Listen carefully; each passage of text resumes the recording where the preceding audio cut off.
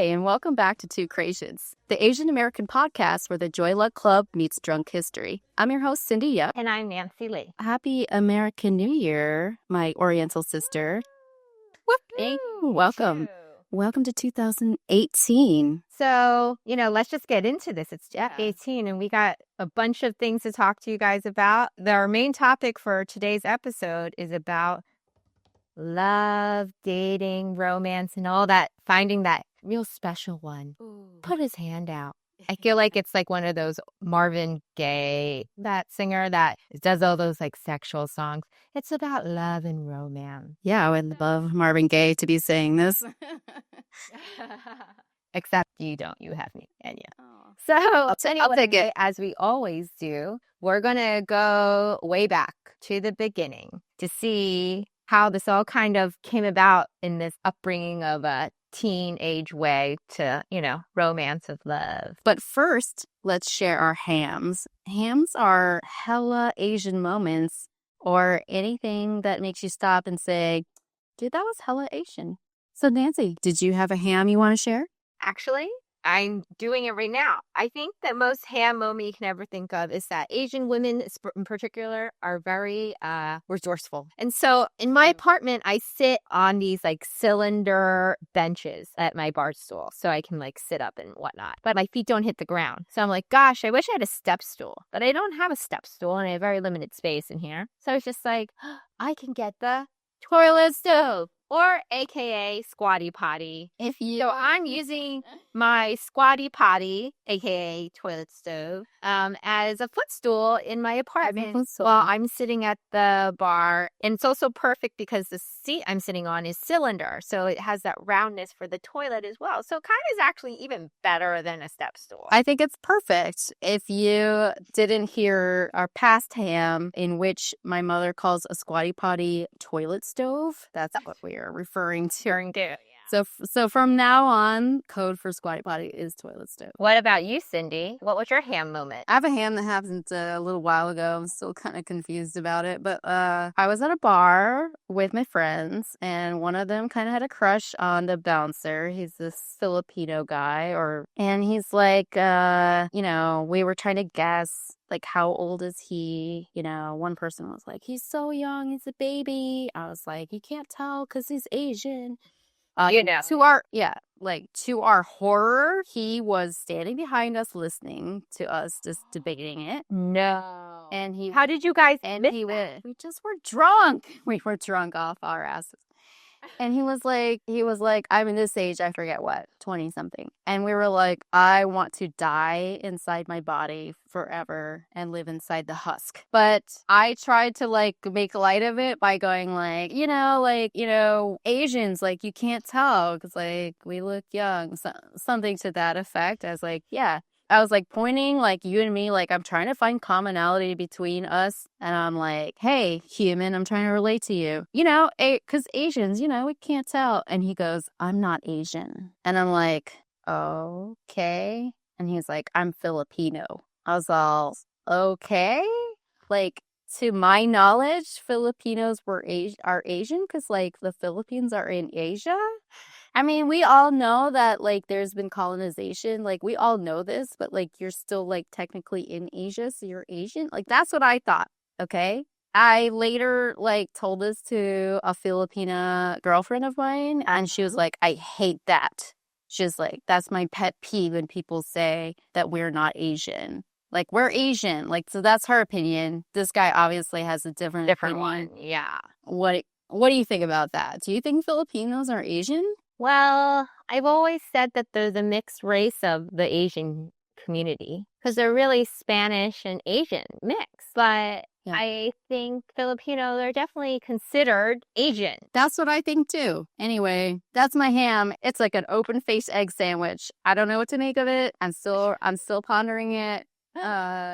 If y'all are out there like with an opinion, let me know. So everyone's that weird, awkward moment. Like the talk. And you know what the talk means in quotes. It's like sex, dating, who you should marry when you're like a kid, right? Yeah, I'm really Did curious. You get that talk? Yeah, I'm like really curious to see like what kind of talk people got if you grew up in an Asian household because I feel like it wasn't really talked about. And if it came out like in a really bizarre way. Like this is like my talk. It's a twofer because my mom, I don't know what spurred it on, but she got this in her head that she was going to talk to me first about drugs. She goes, Cindy, do you know drugs? I'm like, yeah, I guess I know what they are. She's like, don't do drugs. And then she's like, do you know sex? And I'm like, yeah. You're like shock, Yeah, shock. I guess. Yeah, and I'm like leaving my body. She's like, "Don't do sex." And that was it. That was the talk. Nancy, did you receive a similar talk? Not really, not really talking. I learned sex in the physical world from my favorite network cable paid provider, HBO. Yes, HBO. They were the gateway to all things my parents never talked about because my parents didn't talk to me about anything really. We just worked at a restaurant. So anything with like sex, love, whatever, it's like I saw it all on TV. But then I think eventually, somehow it disappeared, and my sister told me it was because my parents caught her watching something inappropriate, so they got rid of the HBO. We were very disappointed. Besides the HBO naughtiness, we had like Fraggle Rock and fun things like that. But we had a cable descrambler box, so we had all the channels, but just like kinda staticky, and like it was all inappropriate, like it or as I like to say inappropriate. We had Playboy Channel. We also and they just you had like real. And I feel like most Asian kids just like grew up alone because their parents were working, or you were with in your case you were with them all the time. Like, and then when you were at home, you were like free to just watch TV, and that was whatever. There was no and that was there weren't like parameters. There wasn't screen time. Okay, in those times. Yeah, and like we learned a lot of things we probably shouldn't have. It was our teacher. Yeah, a lot of inappropriate. Exactly. It's like you're homeschooled. We were homeschooled. We were homeschooled by Mr. HBO. But then later, when I actually got my, womanly period when I was younger, I mean, it's really awkward, right? And then she goes into this whole thing. You think everyone think you American, but everyone see you and think Chinese. I want you to remember this. And it was just like this really awkward conversation. And she was like telling me, because men think Asian women are submissive and quiet, and it goes on. And I'm like, Mom, I get your point. But like, if someone talks to me, I don't know, for 30 seconds, I think they get the point that I am neither one of those. Oh my gosh, she really broke it down for you. Yeah. Yeah. She did. She like gave you a warning. Like that's actually like parental guidance. I know. But I was like, I'm not American? I'm like, Mom, I don't think I have blonde hair and blue eyes. Like if that's what you think I'm like confused about. I think I mean, by the way they talk about it, they would just say like that white people are American. Like they never talked about us as Americans. Whenever my parents would see like people doing yard work in the neighborhood, and like we always had like the crappiest lawn, and they would like see people out there mowing their lawn and stuff, and they'd be like, "Oh my God, Americans have so much energy." And I'm Asians never like you're American too, but they what they meant? They meant like white people who were born there. Yeah. When they say American, I'm like, you guys are U.S. citizens, right? Yeah. We're all in the same boat. And then she was just like, I want to have conversation with you, not mother to daughter, woman to woman. Oh my God, kill me. Oh no. And I cannot, can't have this conversation. Ma, I love you, but no. What does she mean by that? God, it's like, I would freak I'm the just fuck like, out. I'm 30-something, Mom. You want to have this conversation now? Yeah, no, because like they never really did before. So like she's like, maybe now she's ready. She's like, it out. She's still a virgin, so now we can start talking about the birds and the bees. Oh my gosh. I can't even go into the conversation, but just it was had. It was like, whoa. Oh my God. I'm dying to hear this. Okay. So yeah, no, I think like they tried to avoid the topic, which that's not like an Asian thing. I think most parents are like awkward about it. They don't know how to like talk about it, especially like our generation. you know? Mhm. But like the Chinese version is usually like full denial of like this is Yeah. gonna happen. It's never like This is not a thing. like we didn't get like, you know, someone take us to get birth control or like tell us what, you know, HPV is or something. That's just like something that happened on ER or something. Like that's not like that. They just thought if you didn't acknowledge it, it doesn't exist. And it's the opposite of what they want us to think about, which is like, you know, grades, college, being a doctor, etc. You know, it's like what could be exactly. further from, you know, what they want us to focus on. I mean, I don't even think like it's kind of part of having a social life, right? And like that wasn't even really encouraged in my house. Oh, no, no, no, no. It's like everything's related to school. I remember one time my dad's like, oh, you know, you should be more like Robert. He's this Chinese kid in my class and he's really smart. I'm like, Dad, you know, I go to school to socialize and not for school. Like, my sister was like, you just done got, you're like stupid. Why'd you say this to Dad? And my dad was like, what? You're there to socialize? Like, yeah. And he's like, oh, my sister's looking at me like, you're stupid. Like, Oh my God. Dad's gonna kill you.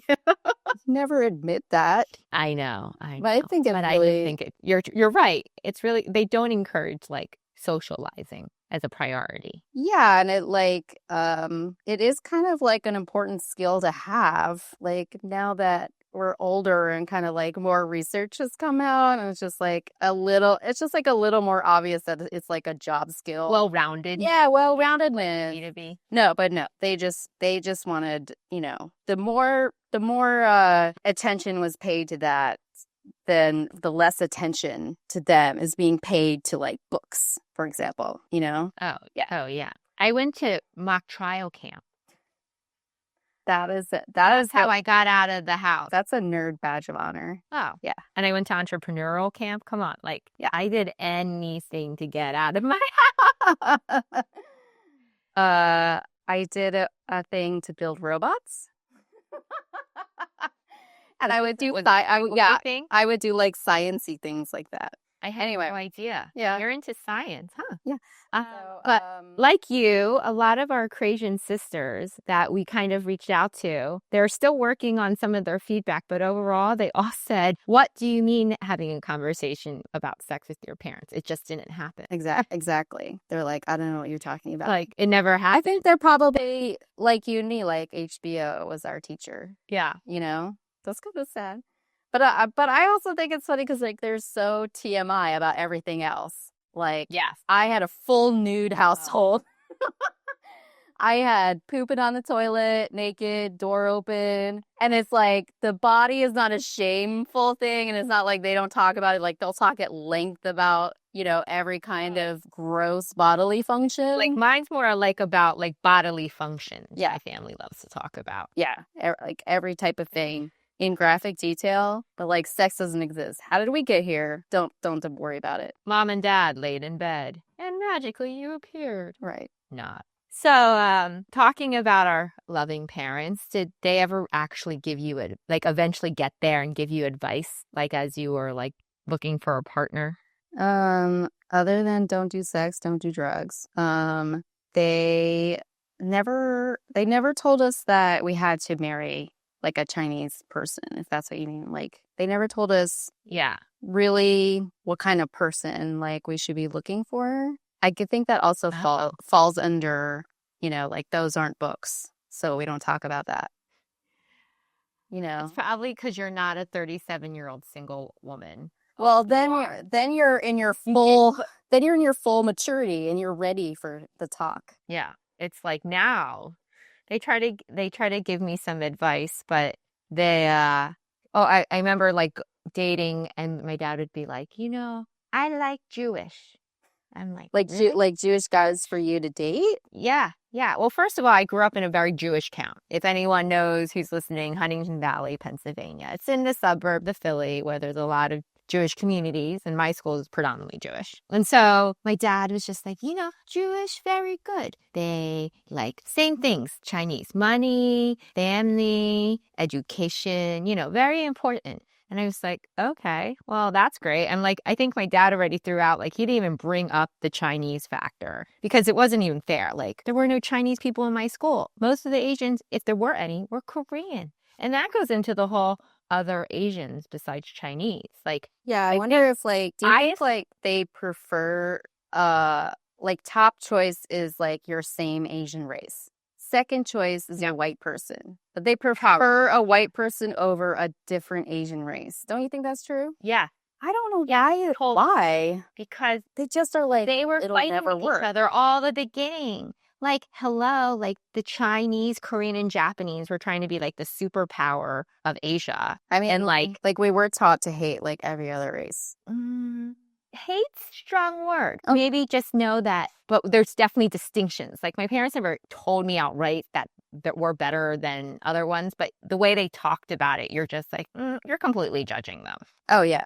And I think, hate is too strong a word for all those, except for the Japanese, which we were red underline told to hate. But we can. My mom's from Nanjing. Oh, this sounds like another episode. Let's talk about any of our listeners, rape and fun things. Yeah, Nanjing. If you look up Nanjing, rapes of Nanjing, you'll see why. Anyway, Yeah, that's a different episode. Fun. That's in the historical war fighting episode. Anywho, so then if you talk about the other Asians, you have your Cambodian, your Vietnamese, Indonesian, people with dark skin, basically. They're really not really considered. They're like, part of that set. So talking about marriage material, I really thought I, was doing a really good thing dating a Korean guy in high school. He was in college, I was in high school, so that was like the appeal, right? Mm-hmm. And he was this Korean guy, and I was like, oh, finally, like, not that my dad asked, but I was like, he's going to be so excited. I'm dating a Korean guy. I thought, and so when we got to a point that I like kind of mentioned it to my dad, I was like, Dad, I'm dating a Korean guy. And he goes, I don't like. I'm like, why? He's like, they're very dominant in the relationship. And I was like, really? Because this guy is really nice to me and he does whatever. But no, you'll see. And I'm just like, oh my God. I finally was like, you tried, you bring an Asian. You're like, I'm dating a fellow Asian and it's not Asian enough in the way he likes it. I mean, not only that, but he's like saying the stereotype that like every race has of each other. I know. I mean, yeah. What did we already come to the conclusion? Did they, the racist of it? Did they ever, I know that your dad loves Jewish guys, but did they ever want you to date a Chinese guy? They just said they didn't see Chinese guys really liking me. AKA, I'm way too loud. Yeah, I mean, same. And that's definitely something we're going to cover in like upcoming episodes. Yeah. But, well, what are you going to do? Like, this is just how I am. But I mean, I've also like, we're talking about future dates in a different section, but really Asian guys that I've gone on like 1 or 2 dates with Asian guys and they're like, oh, you're like the Asian girl that only dates white guys. How do they know this? What is that? Where is that? Where are you supposed to go with that? Huh? What do they mean by that? I don't know. Like they just like get a vibe that you don't date. I didn't know there was like a vibe you put out. I just did me, right? So then it's just like, what are you reading about me that you think I only date white guys? Which you're kind of right. Not just white guys.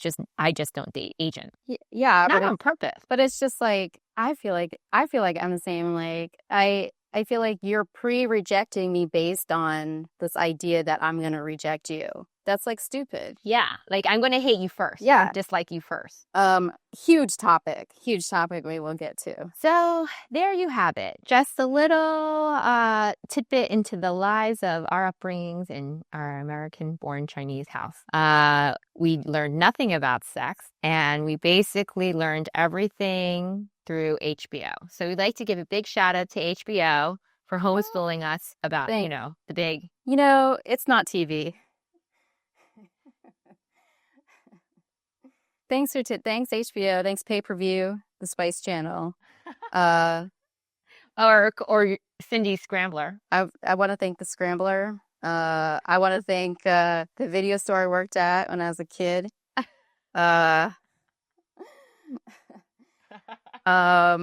Thanks Popular Culture for teaching us really fucked up things about sex, our bodies, and all the kind of other stuff. Because it's like we grew up when we grew up there weren't like hot Asian there wasn't even like hot Asians in popular culture at that time. You know what I mean? Like not really. Like when we were growing up. Yeah, like they weren't in movies, like they weren't in TV, not a lot.